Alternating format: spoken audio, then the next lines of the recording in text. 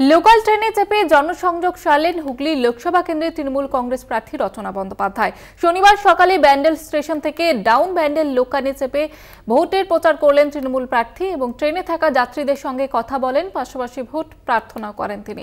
পরে চন্দননগর স্টেশনে নেমে চা খেতেও দেখা যায় তৃণমূল প্রার্থীকে। আপনারা দেখতে পাচ্ছেন সেই ছবি।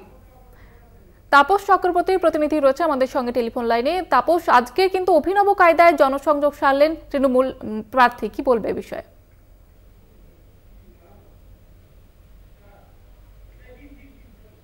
কিন্তু যে হুগলি লোকসভা কেন্দ্রের তৃণমূল কংগ্রেস প্রার্থী রচনা ব্যানার্জি তিনি কিন্তু ব্যান্ডেল স্টেশনে যান এবং সেখান থেকে কিন্তু ডাউন ব্যান্ডেল লোকাল সেই ট্রেনে কিন্তু উঠে পড়েন এবং উঠে সেখানে কিন্তু যাত্রীদের সঙ্গে জনসংযোগ করেন এবং পাশাপাশি কিন্তু তিনি কিন্তু ভোট প্রার্থনা করেন এই যাত্রীদের কাছে।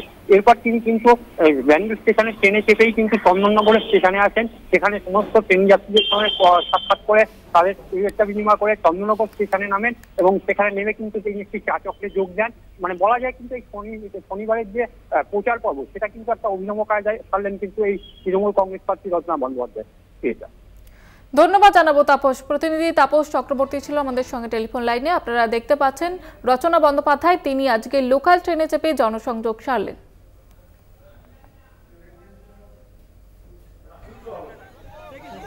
হুগলি লোকসভা তৃণমূল কংগ্রেসের প্রার্থী